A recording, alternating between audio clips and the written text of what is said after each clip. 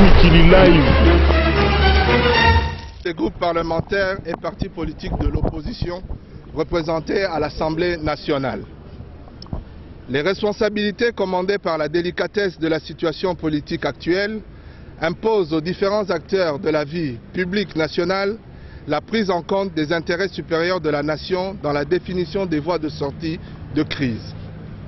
La question n'est plus de savoir s'il y a crise ou pas.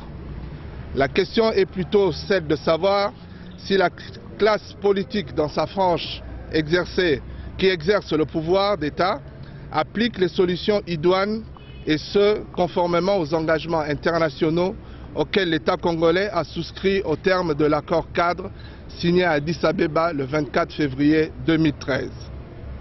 Une autre couture de la question serait d'interroger l'État congolais sur son entendement des résolutions du Conseil de sécurité et sa capacité à les respecter. Cette inquiétude vaut son pesant d'or, car l'interprétation sélective qui frappe la résolution 2098 à travers l'ordonnance du 26 juin 2013 expose la nation tout entière au risque de passer à côté des objectifs de réconciliation nationale et de paix. Fort de ce qui précède, l'opposition politique tient à rappeler à l'opinion tant nationale qu'internationale les éléments de décision ci-après. 1. Que l'opposition politique s'est exprimée en posant ses conditions dans ses déclarations du 1er juillet et 10 juillet 2013, appuyées par celle du 14 août de la même année. 2. Il convient de signaler que par ces trois déclarations, elle persiste et soutient que l'ordonnance du 26 juin 2013 et les concertations actuelles s'écartent de l'accord cadre ainsi que de la résolution 2098 du Conseil de sécurité. D'où la nécessité d'une ordonnance modifiant et complétant celle du 26 juin 2013. 3. Ce texte méconnaît le rôle réservé et reconnu au représentant spécial du secrétaire général des Nations Unies, suivant l'esprit et la lettre de la résolution 2098 du Conseil de sécurité. Force est de rappeler que les prescrits de l'article 5 de la résolution 2098 demandent au représentant spécial du secrétaire général des Nations Unies pour la République démocratique du Congo, en collaboration avec l'envoyé spécial pour la région des Grands Lacs, de soutenir, de coordonner et d'évaluer l'application en République démocratique du Congo des engagements nationaux pris en son annexe B.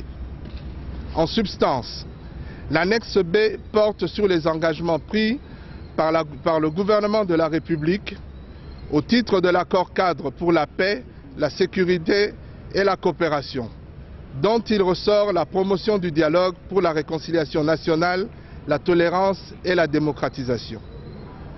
4.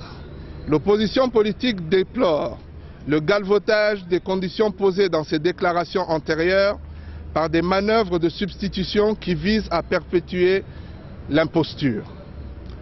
Concernant la réconciliation nationale, il faut rappeler que s'il y a fracture politique dans ce pays, c'est suite aux élections présidentielles et législatives de 2011, dont l'un des acteurs majeurs est le président Étienne Tshisekedi.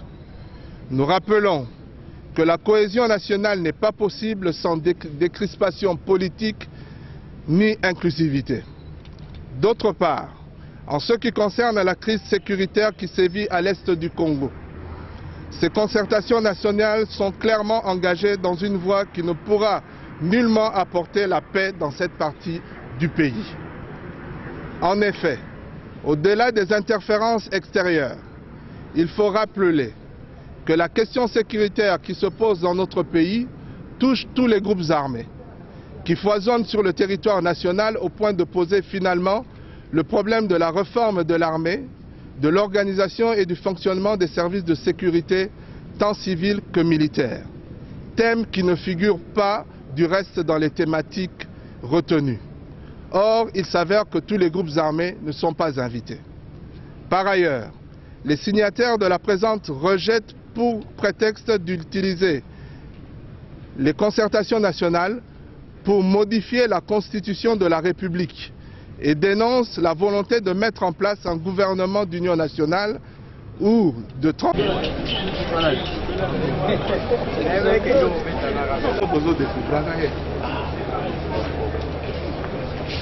avec le stress, avec le rythme et avec le RCD, le droit d'y aller là-bas. Et ceux qui iront là-bas, vous savez, la décision est simple, la radiation a que le président Kabila ait un autre mandat au-delà des démissions. Chose que...